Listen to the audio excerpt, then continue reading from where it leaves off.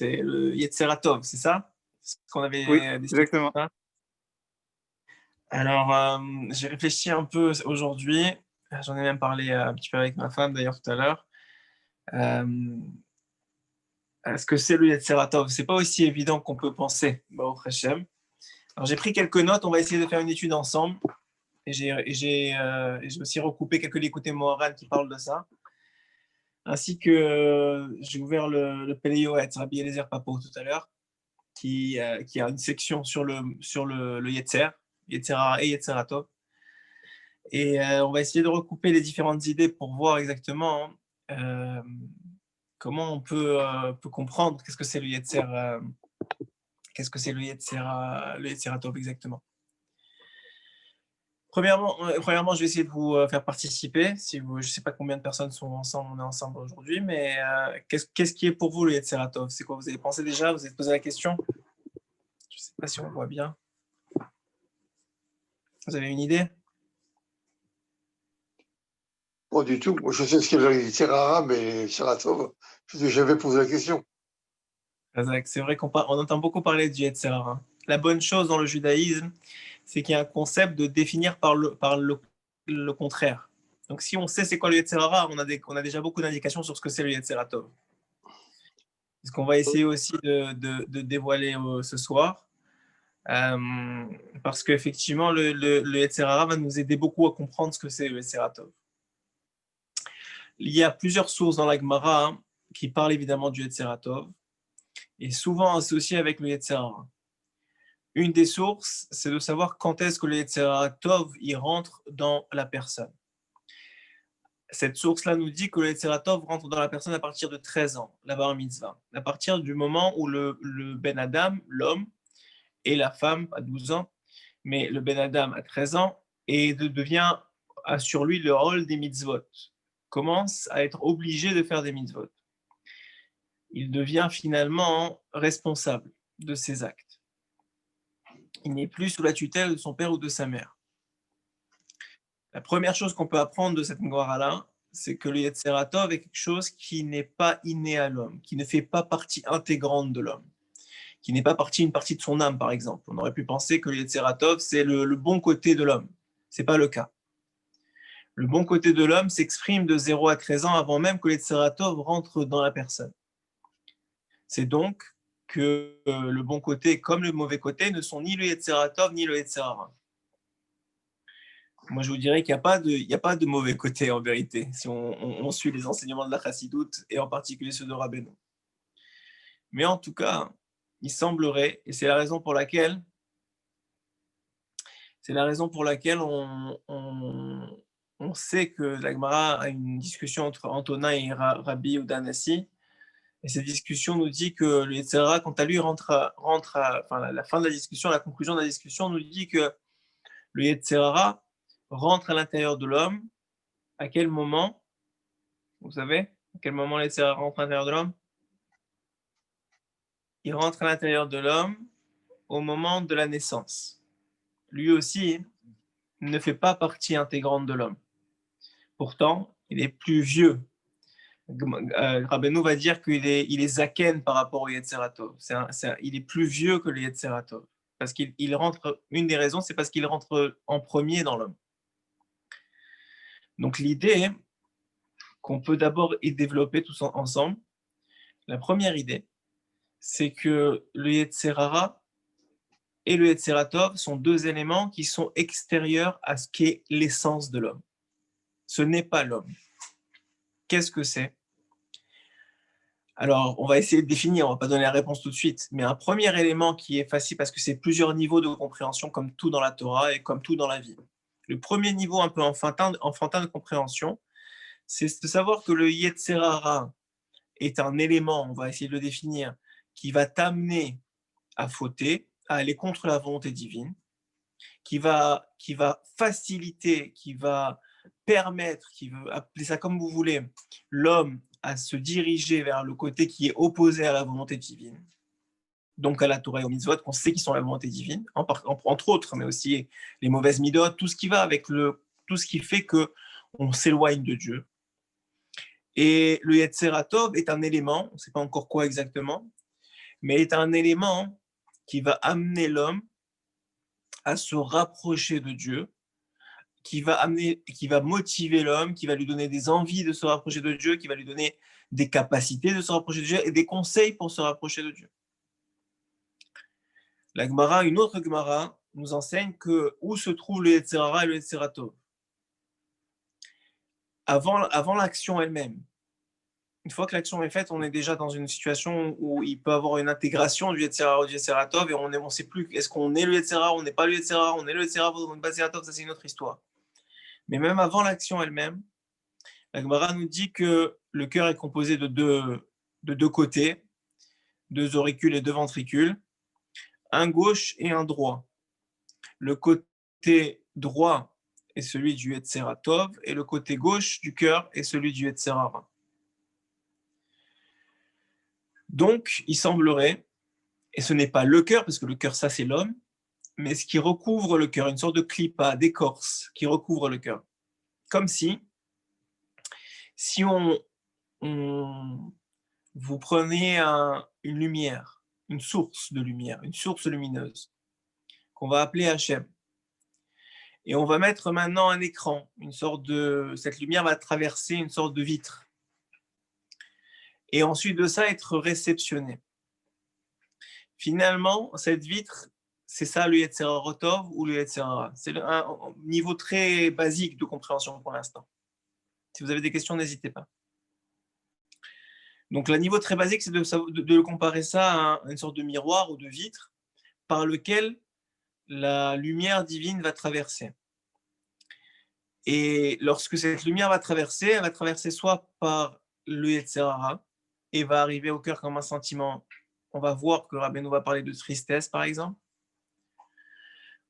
Ou bien à travers le Yetzer Tov, et Rabbeinu va parler de simcha, de joie. On va voir dans quel détail, Bezrat Hashem. Donc, premier élément, c'est que ce Yetzer Tov, ce Yetzer Hara sont des facilitateurs de comportement. Mais ils ne changent pas, et en aucun cas, qui fait l'action, c'est-à-dire nous. On est qui on est. Par contre, on peut mettre en scène on peut mettre en scène un scénario hollywoodien qui te fait croire, par exemple, que la seule solution que tu as, c'est de fauter. Ce scénario, le metteur en scène, c'est le Yetzer Hara dans ce cas. Ou que la seule solution que tu as de te sauver, c'est de faire le bien. Le metteur en scène dans ce cas-là, de ce film-là, c'est le Yetzer Tov. Donc, première étape de compréhension, c'est que c'est des metteurs en scène qui vont agir sur les sentiments, puisqu'ils sont dans le cœur. Et le cœur, c'est la partie qui contient le ruach, la partie neshama qui contient le ruach, qui est celle des midot et des sentiments, des traits de caractère et des sentiments. Donc, il faut faire attention à nos sentiments. Premier élément, les sentiments sont des fois le résultat d'un metteur en scène qui nous amène, comme devant un film qui est complètement fictif, à avoir des palpitations, à avoir des réactions qui ont l'air vraies, mais qui sont le fruit de quelque chose qui n'est pas vrai. Jusque-là, vous me suivez? Oui, non? Très clair. Ok. On continue. Ça, c'est la première étape de compréhension. Deuxième étape, après ça on ira dans les textes, mais deuxième étape, Rabbeinu nous dévoile, Rabbi Nachman de Breslev nous dévoile que le Yetzer Hara a changé de nom depuis la création du monde. Il change de nom. C'est toujours le même, mais il s'habille différemment. Par exemple, au moment de, je pense qu'on avait parlé de ça un chiour précédent, au moment de la création du monde, et donc de Adam Arishon, le Yetzer Hara s'appelait le serpent. C'était le Nachash. Le Yetzer Hara était habillé en Nachash. Ensuite, beaucoup plus tard, par exemple, avec Yaakov Avinu va se battre une nuit contre un ange. l'ange de Esav, que Rashi là-bas nous dit, c'est le Samer même, c'est le Yetzer Hara. Troisième élément, depuis la venue de Rabbeinu Akadosh dans ce monde, Rabbeinu a dévoilé, écoutez bien, que le Yetzer Hara, son nom aujourd'hui, c'est le Koach HaMedame, le pouvoir de l'illusion. À partir du moment où on comprend ces évolutions du Yetzer Hara, on a dit que pour comprendre le Yetzer Tov, il fallait comprendre son opposé, son antinomique. Donc, si on comprend avec cet élément-là que effectivement le Yetzer Hara, c'est le Koach, le pouvoir de l'illusion, du mensonge, ce metteur en scène qui te fait croire que c'est mieux pour toi de fauter, ou que même plus encore, Rabbeinu il va dévoiler dans un Likutei Moharan que le plus haut niveau de Yetzer Hara, c'est lorsqu'il te fait croire que tu fais une mitzvah alors que tu fais une avéra. Ça, c'est le plus haut niveau du Koach HaMedame. Donc l'idée, encore une fois, elle est que ce pouvoir de l'illusion va te faire croire, si tu es d'un petit niveau, simplement que ça ne vaut pas la peine pour toi ou que tu n'as pas le choix que de fauter. Si tu es d'un grand niveau, il va te faire croire que tu fais une mitzvah alors que tu fais une avéra. Ça s'appelle le Koach HaMedame. Et si, depuis Rabbeinu Akadosh jusqu'à aujourd'hui, on appelle le Yetzer Hara le Koach HaMedame, le pouvoir de l'illusion. D'ailleurs, Rabbeinu va dire dans un autre Likutei Moharan, le 54, que ce Koach HaMedame a été représenté à un moment par Paro. Paro, c'était aussi le Yetzer Hara. Et c'est pour ça qu'il a rêvé. Il a rêvé des rêves. C'est aussi un pouvoir de l'illusion, explique Rabbeinu Akadosh. Mais si on appelle le Yetzer Hara le pouvoir de l'illusion, eh bien, l'opposé du pouvoir de l'illusion, c'est le pouvoir de vérité. L'illusion vient masquer la vérité, la déformer. Donc le Yetzer Tov, c'est le pouvoir d'accéder à la vérité. Finalement, ce qu'est en train de nous dire Rabbeinu Akadosh, c'est que le Yetzer Hara, c'est le metteur en scène du film fiction, alors que le Yetzer Tov, c'est le metteur en scène du film vérité. Vous suivez toujours? Oui, non? Alors on continue. Donc l'idée, très important. Ah merci, voilà, il faut. Alors l'idée très importante qu'il faut essayer de comprendre, les Hachem, c'est donc que ce Yetzer Hara là est ce metteur en scène d'illusion. Et il a plusieurs portes d'accès. Effectivement, il est à l'intérieur de l'homme, au niveau du cœur, mais pas seulement. Ce Koach HaMedame, nous dit Rabbeinu Akadosh, est aussi entre les yeux et le cerveau. C'est un chidouche. C'est-à-dire qu'il va interpréter d'une certaine façon ce que vos yeux vous rapportent. Ce qui veut dire que ce que vos yeux vous rapportent n'est pas toujours la vérité. Il est teinté, l'information est teintée, soit d'un écran Yetzer Tov, soit d'un écran Yetzer Hara. La différence étant que le Yetzer Tov est un écran qui laisse passer la lumière exactement comme elle est, alors que le Yetzer Hara est un écran qui transforme la lumière, qui la change, soit de direction, soit de couleur, soit les deux. Donc, vous comprenez tout de suite où on va en venir. Le Yetzer Tov est finalement celui qui te rappelle pourquoi tu es venu dans ce monde, la raison de ta venue, et quels sont les éléments qui te permettront de gagner ce monde-ci, de faire ton tikkun, ta réparation, comment tu peux sortir gagnant de ce monde. Et le Yetzer Hara veut t'enfoncer et ne jamais te laisser sortir de ce monde. Et c'est la raison pour laquelle le Pélé Yoetz nous rapporte l'enseignement des sages, qui nous dit que quand le Yetzer Hara s'attaque à toi, alors il y a plusieurs, on a envie de dire, plusieurs solutions ou plusieurs sauvetages ou moyens de se sauver. La première, disent nos sages, c'est de se donner une argumentation, d'essayer d'argumenter contre les désirs négatifs ou les désirs qui risquent d'aller contre la volonté d'Hachem ou nous amener à faire l'antithèse de la volonté d'Hachem.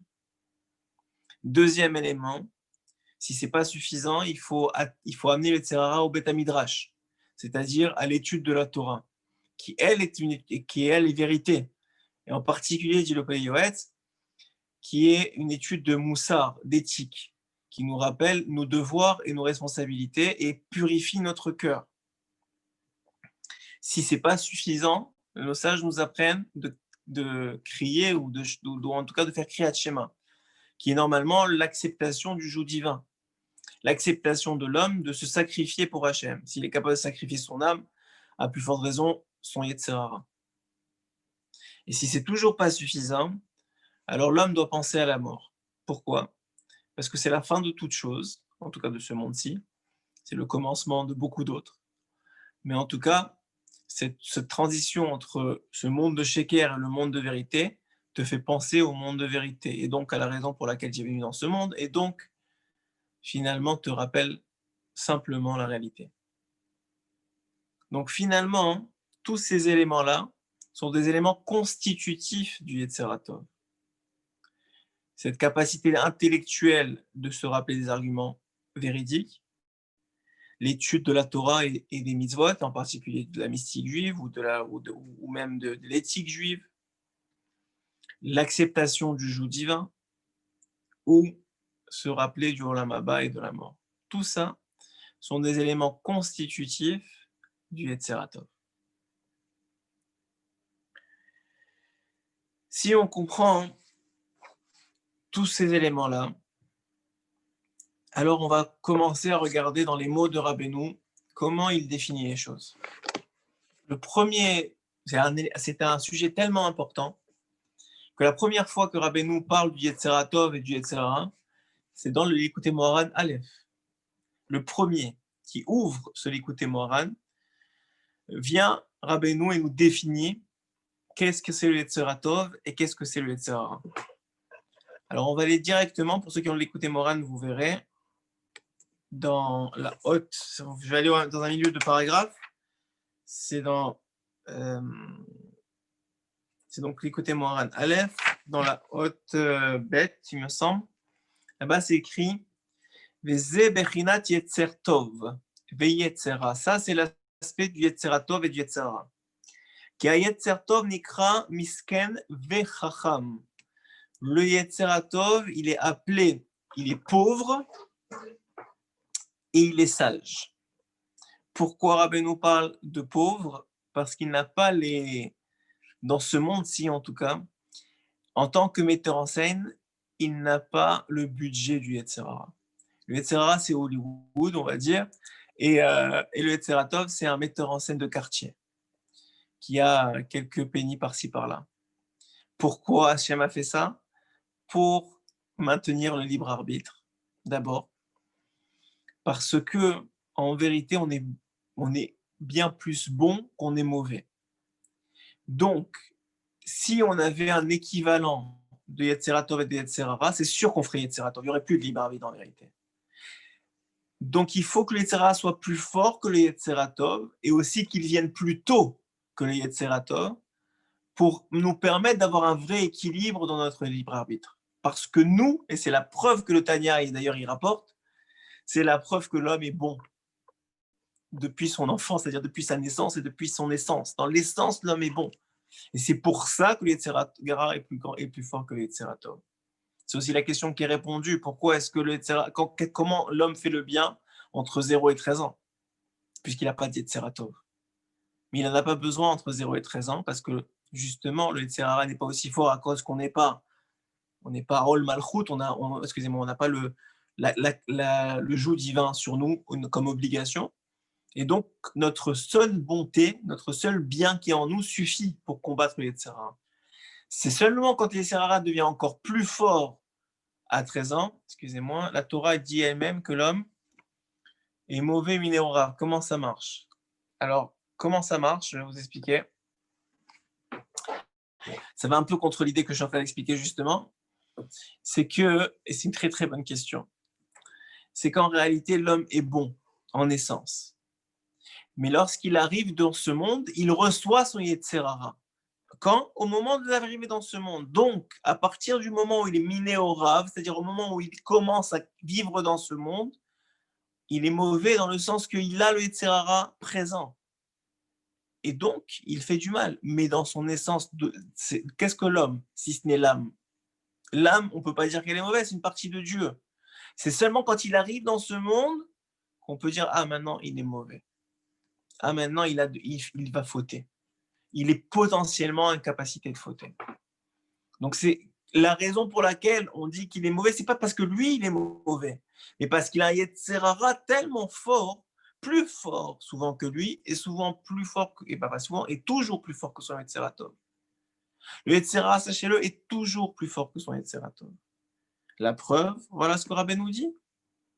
Regardez exactement les mots. Lui, il est misken, il est pauvre. C'est un pauvre, le Yetziratov. Il a un budget de quelques francs, de quelques dollars, de quelques euros. Mais par contre, il est chacham. Il est extrêmement intelligent. Donc, comment on fait pour donner du pouvoir au Yetziratov dans notre vie? On acquiert de la chokhma. Et on acquiert de l'intelligence, pas n'importe laquelle, de l'intelligence divine. Rabbeinu nous donne le secret. Comment on fait pour que l'Yetziratov gagne le Yetzirara dans notre vie? On acquiert de l'intelligence, de la chokhma. Plus tu vas avoir de chokhma divine, plus tu vas étudier la Torah, plus tu vas comprendre qui est Hachem, plus dans ta vie, le Yetziratov aura un pouvoir. Et plus tu lui donnes de la force. Ce n'est pas dans le sens inverse. Nous, on croit qu'on est influencé par le Yetziratov, etc. C'est pas vrai. Le Yetziratov et le Yetzirara, je vais vous donner un secret, sont des anges. C'est des anges. Et c'est toi qui choisis par ton libre arbitre et par tes choix de donner du pouvoir au Yetziratov et au Yetzirara pour le prochain choix qui arrive dans ta vie. Ça veut dire, et c'est pour ça que ça répond aussi à la question du Minéorav, c'est-à-dire qu'au début, tu n'as que le choix de faire le mal finalement, parce que tu n'as pas le penchant au bien, si ce n'est que tu es bon toi, et que tu vas faire le bien naturellement, mais ton choix, hein, le choix ça veut dire que ce n'est pas naturel, ça veut dire qu'il y a un travail sur soi. Le travail du bien ne se fait qu'à partir de 13 ans, qu'à partir du moment où tu deviens obligé de faire la mitzvah. Avant ça, c'est une nature. On est naturellement bien. Quand un enfant il donne des bonbons à son ami ou il fait du bien, c'est sa nature. C'est pas un choix. Et quand il fait du mal, c'est un choix parce qu'il y a le Yetzirah est présent. Quand arrive le Yetziratov dans sa vie, maintenant il a le choix de faire le bien et le choix de faire le mal. Est-ce que vous comprenez? C'est extrêmement profond ce que j'ai en train d'expliquer et c'est extrêmement important. Le choix du bien n'existe pas avant 13 ans. Il est naturel. C'est la nature de l'homme d'être bon. Alors maintenant, il vient d'un Gilgoul, donc il a des traits négatifs, il a des mauvaises midotes. Mais il a des midotes qui sont bonnes et c'est elles qui s'expriment. Mais au moment où il arrive à avoir 13 ans, le Tseratov rentre à l'intérieur de lui. Maintenant, il a en face, devant lui, deux metteurs en scène et il a un choix à faire. Et c'est son choix qui va donner de la force à l'un des deux metteurs en scène. C'est lui maintenant, à partir de 13 ans, qui va être le banquier, finalement, être celui qui va subventionner ce metteur en scène. S'il fait les bons choix, il donne de plus en plus d'argent au Yetziratov, qui va prendre de plus en plus de place dans sa vie, et il va faire de plus en plus de bons choix. S'il fait les mauvais choix, alors à ce moment-là, il donne de plus en plus d'argent au Yetzirara, et en donnant de plus d'argent au Yetzirara, il va lui donner de plus en plus de force, et ça va être de plus en plus difficile de se séparer des mauvais choix. Et c'est ce que dit ici Rabbeinu Akadosh, le Zeberinat Yetzirtov et Yetzirara, כי היצר הטוב נקרא מסכן וחכם, il est pauvre, mais il est chacham. Mais d'un autre côté, c'est la Bechina de la Malchut, de la royauté divine. Chez Bechinat Aniya Vedala, la Malchut, la royauté divine dans ce monde, elle est pauvre. Elle est pauvre dans les deux sens. Ani et Dal. Delet la Migamra. Pourquoi? Parce que Hachem n'est pas dévoilé, il est caché. Qui imagine Mekabelet ma Chochma. Mais par contre, elle s'enrichit de sa Chochma, de l'intelligence. Comment on donne de la royauté à Dieu dans ce monde? Par ses pensées positives, par son étude de Torah, par sa chokhma, par sa découverte d'Hachem à travers son intellect. Veyetzerara nikra meler zaken uksil. Comment s'appelle le Yetzerara, nous dira Benoît Kadosh? D'ailleurs, c'est un enseignement des sages, donc, enfin, de Shlomo HaMeler dans Kohelet. Meler zaken uksil, c'est un roi. Oui. Donc déjà, le Yetzerara, on dit, il n'est pas roi, c'est un homme normal, il est juste pauvre. Lui, il est déjà roi. Il est roi du monde du mal, puisque c'est le Samer même aussi. Le Yetzerara est aussi le Samer même. C'est celui qui est le metteur en scène pour te faire fauter. C'est celui qui monte en haut demander ton jugement, et c'est celui qui veut t'accuser. Et c'est celui qui applique la sentence. Il est beaucoup de choses en même temps. Et donc, d'un autre côté, le Yetzeratov de la même façon. Il dit ici, Meler Zaken Uktil, il est vieux parce que c'est le premier à rentrer en toi. Et surtout, il est Xil, il est stupide. Le Yetzerara est stupide. Ça, c'est notre chance. Le Yetzerara est stupide. Bechinat Malchut de Sitra Chara. Et ça aussi, le Yetzerara correspond à la royauté du mal. Chez Ena Chafetza Bechochma Vasechel, qui ne cherche pas l'intelligence ou l'intellect. Il ne cherche pas Dieu. Bechinat lo yarpos ksil bidvuna. Bechinat lo yarpos ksil bidvuna.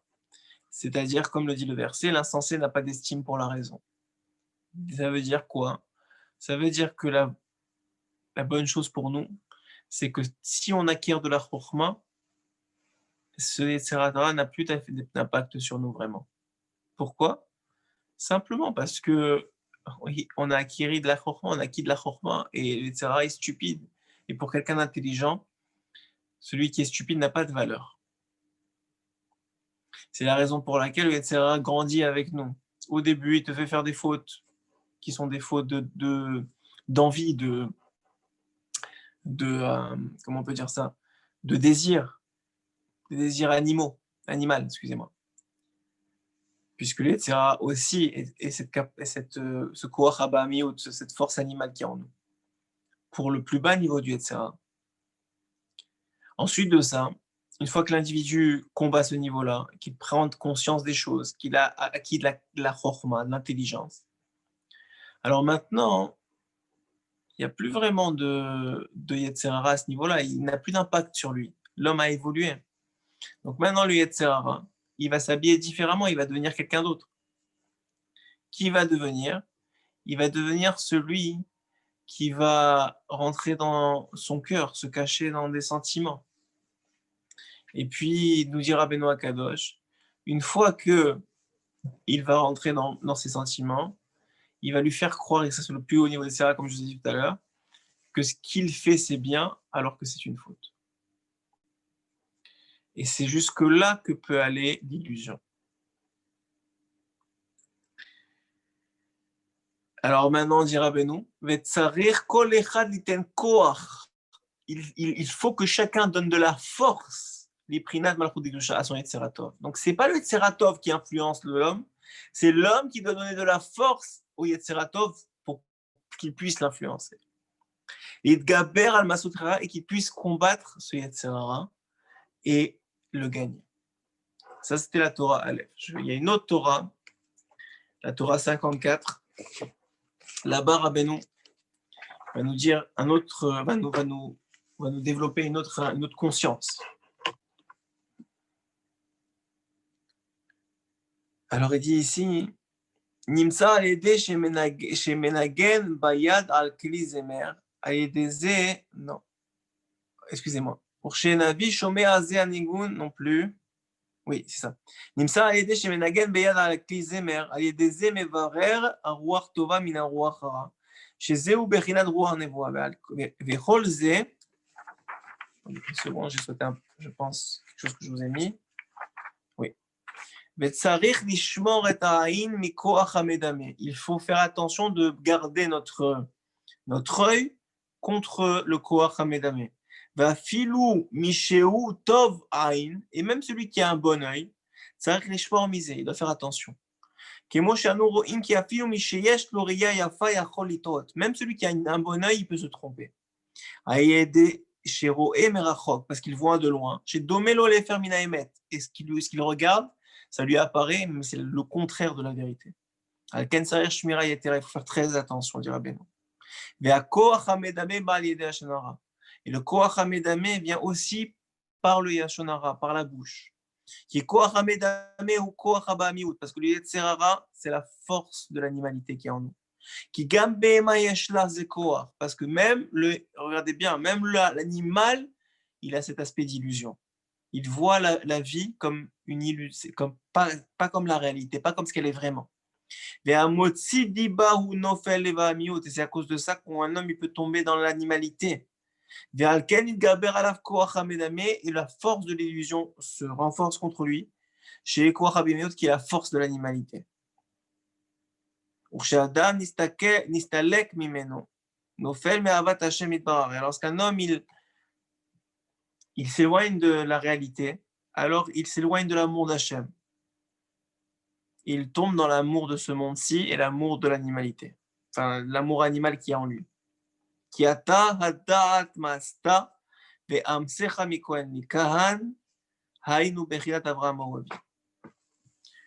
Donc on voit ici très bien que Rabbeinu nous dit, le Yetzerara, c'est la force d'animalité. Le Yetzeratov, c'est la force divine qui est en nous.